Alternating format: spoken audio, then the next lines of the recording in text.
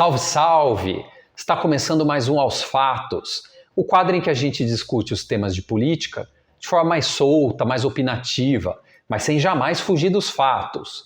A nossa meta aqui é que ao final desse vídeo você tenha aprendido ao menos alguma coisa sobre política.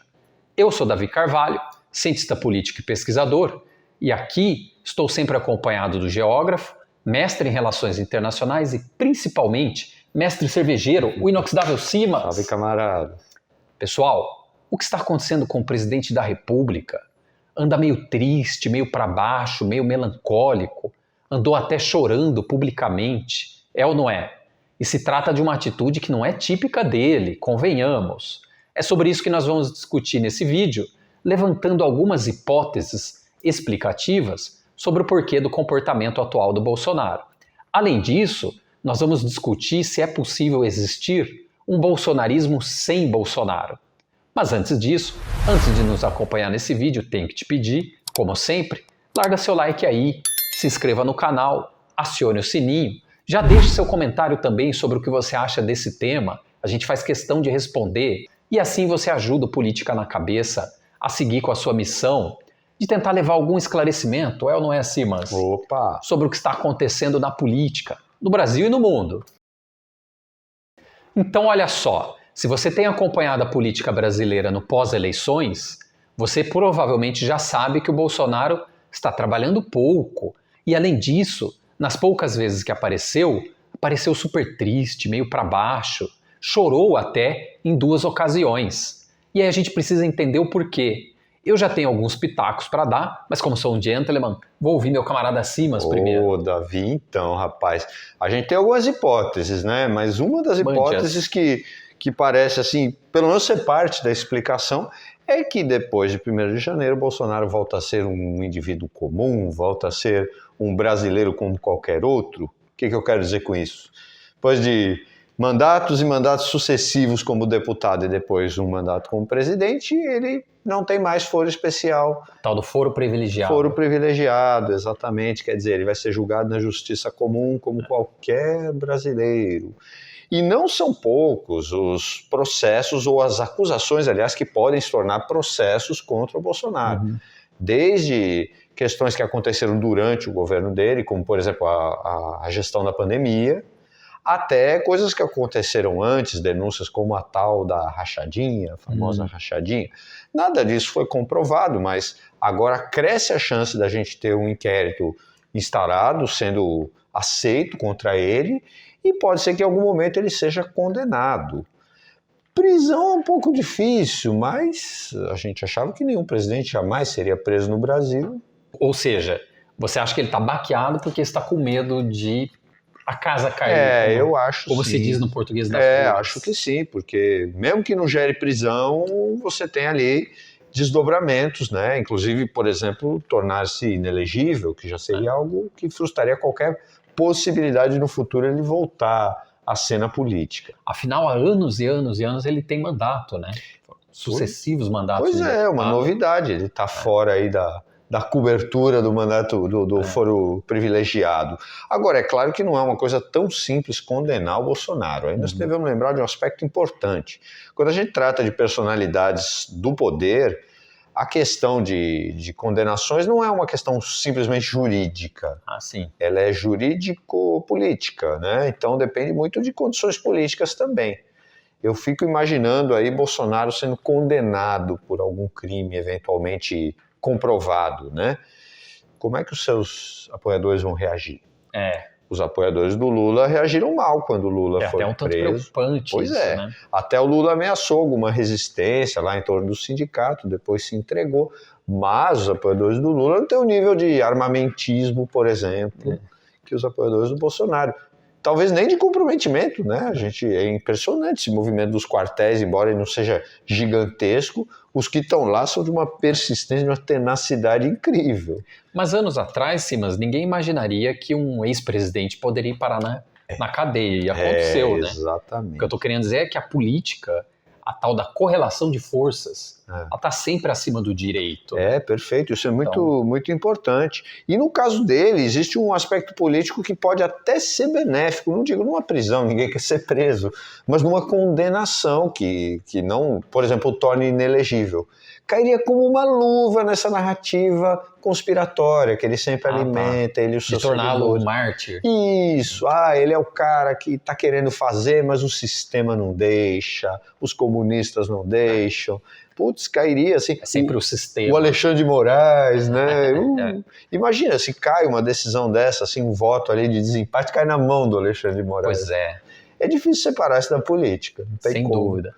Mas eu acho, Simas, particularmente, que sim, isso pode ser um fator, mas outro fator talvez tenha um peso ainda maior, e está aqui o camaradinha Tito, que não vai me deixar mentir, que é o seguinte: para mim o Bolsonaro está assim tristonho, melancólico, chorou em 2 ocasiões, tem nada a ver com a situação que ele estava ali no momento. Claro. Da formatura de oficiais militares, tem nada a ver com aquela situação. Eu acho que ele estava olhando para aquilo e pensando assim: não vai rolar mais, acabou para mim. Por quê? Ele ainda está digerindo a derrota. Ele ainda não aceitou completamente que perdeu as eleições. É possível. E por que eu acho isso, Simas? Porque esse cara tinha certeza que ia vencer. Pode soar um tanto estranho falar isso, porque todas as pesquisas mostravam Lula, das boas pesquisas, né? Frisemos isso. Todas as boas pesquisas mostravam o Lula à frente do Bolsonaro. Acho que nenhuma dos grandes institutos. Mesmo as não tão boas mostravam, com uma vantagem menor, mas mostravam. Com raras exceções, né? Tipo Paraná Pesquisa. Nem a Paraná, a Brasmark. Isso, a Paraná Pesquisa ainda dava lá uns 4 pontinhos. Lembrando que a gente discutiu a questão da qualidade dos institutos de pesquisa no Brasil. Se você não assistiu ainda, está aqui, fica no card para você acompanhar. Isso durante as eleições. E o Bolsonaro vivia criticando, não só ele, o seu entorno também, a qualidade das pesquisas, né, dizendo que elas são manipuladas e tal. E um dado muito curioso é de que o brasileiro, na média, o não bolsonarista, o pessoal do campo não bolsonarista, anti-bolsonarista até, costuma achar, assim, mas que tudo isso é estratégia, de propósito.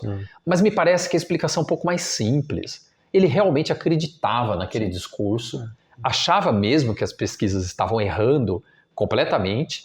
A partir, o que eu trago aqui para tentar entender isso? A partir de um viés que a psicologia social conhece desde a década de 70, num estudo que foi muito impactante ali no final da década de 70, dos pesquisadores Lee Ross e Pamela House, que vão apontar o seguinte: existe no ser humano o chamado viés de falso consenso.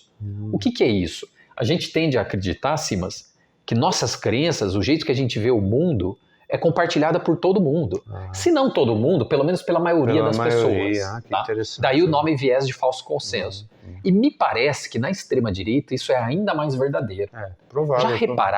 Já repararam que se você estiver, sei lá, esperando no consultório médico ou num ponto de ônibus, em qualquer situação social em que haja pessoas estranhas, se houver ali um ultraconservador ou uma ultraconservadora, eles começam a falar das posições políticas deles como se eles fossem maioria, perfeito, com absoluta tranquilidade, de fato, como se todo mundo fosse concordar com aquilo. Né? Você não vai ver pessoas de esquerda fazer isso. É bem mais raro, né? Nossa. As pessoas de esquerda têm um pouco mais de noção de que a visão delas não necessariamente é compartilhada. É a da maioria, eles não conseguem guardar para si, né? Parece que não conseguem guardar para si. É uma coisa...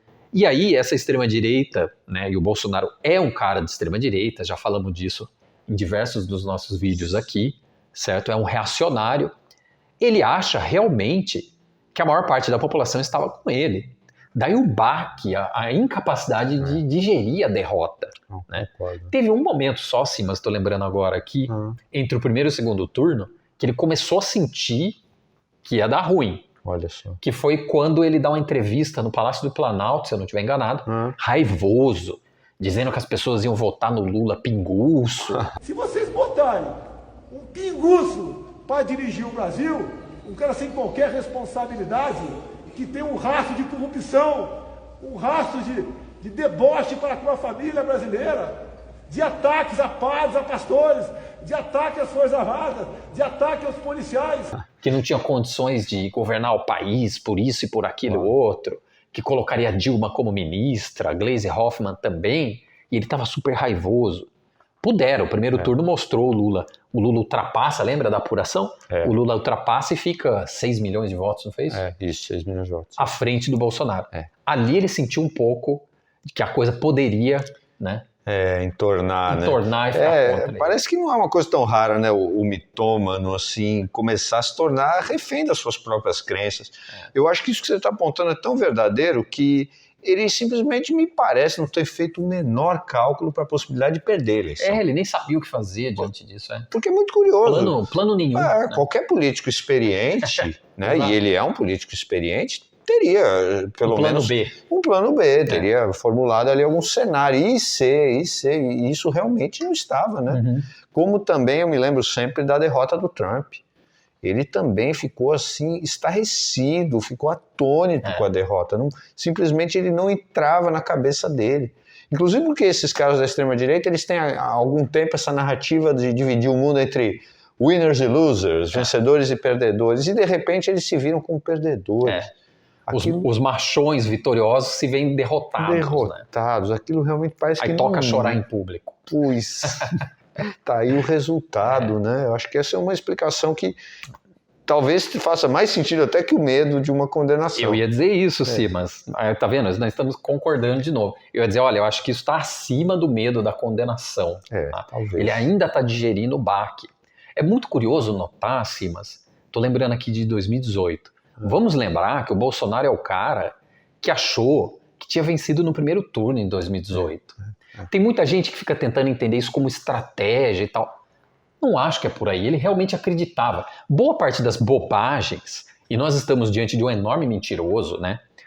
É só buscar aí no site do Aos Fatos, não do nosso quadro, mas da instituição Aos Fatos, que faz um excelente trabalho de checagem, uma agência de checagem de notícias, que demonstra mais de 1000 mentiras. Eu não tenho o número preciso na cabeça aqui, mas foram inúmeras mentiras, uma média de 5 a 6, eu estou chutando para baixo, eu acho, de mentiras do Bolsonaro diárias. Afirmações ou mentirosas ou imprecisas. São muitas. Então é evidente que ele mente, mas muito do que o Bolsonaro afirma, ele faz acreditando naquilo. Daí, inclusive, Simas, me parece, né? E eu estou falando aqui numa perspectiva baseada na área de estudos que eu pesquiso, da neurociência política, segundo a qual esses vieses cognitivos estão em todo mundo. Claro. E não deixariam de estar no próprio Bolsonaro. Acho que... Então, boa parte do que ele afirma, ele acredita. Então, veja, em 2018, acho que provavelmente inédito no mundo todo, o presidente dizia que foi eleito no primeiro turno. E assim foi feito em 2018. Eu ganhei no primeiro turno. Ou seja, o cara conseguiu contestar as eleições que ele venceu, você faz ideia? Isso é realmente uma coisa sem precedentes na história. Eu nunca vi o vencedor contestar o resultado. Contestando o resultado de eleições que ele venceu. Sim. Mas, agora, Davi, mas eu acho que... Não pode ter estratégia aí. Perfeito. Em parte, eu discordo um pouco, porque eu acho que existe sim o delírio, mas eu acho que tem um método junto a esse delírio. Não digo por parte dele, Bolsonaro, eu ia dizer isso, né? Talvez ele esteja bem assessorado, eu não sei se são os filhos, se são o Steve Bannon, mas tem muita coisa ali que é feita de caso pensado. Não 100% frio e calculista, né? Mas a gente viu desde da candidatura lá, quando aparecia ele dando entrevista, comendo pão em cima da mesa sem prato. Imagina que a Michelle ia deixar um negócio daquele. Não, aquilo devia ser pensado. Então, assim, claro, e eu acho que existe sim uma crença, tudo, mas essa crença se soma, ou pelo menos alguém em volta que põe método na história. Pode ser. É por isso que eu acho que, mesmo sem Bolsonaro, o bolsonarismo não morre. Né? Assim, tendo a achar que o bolsonarismo se enfraquece um pouco. O Flávio Dino usou um termo interessante, ele falou, vai haver um decantamento, uma decantação do bolsonarismo. Quer dizer, talvez os seus elementos menos engajados até diminuam sem a figura ali do presidente. Agora, a gente vê que é uma articulação muito forte. Sim. E o Bolsonaro teve um talento, ou uma estratégia, se é dele ou dos seguidores eu não sei, ou do seu entourage, de captar muito bem valores que estão arraigados no povo brasileiro. Sim. Os valores reacionários de uma parte, é claro, não todo o povo brasileiro. Não chega a ser maioria, né? Não, acho que não, espero. Quero acreditar que não. O livro da Lilia Schwartz sobre o autoritarismo brasileiro vai bem nesse ponto, porque o livro é lançado logo muito perto depois da eleição do Bolsonaro, e ele já aponta em vários dos seus capítulos traços altamente reacionários que estão presentes no brasileiro muito, mas muito antes do Bolsonaro.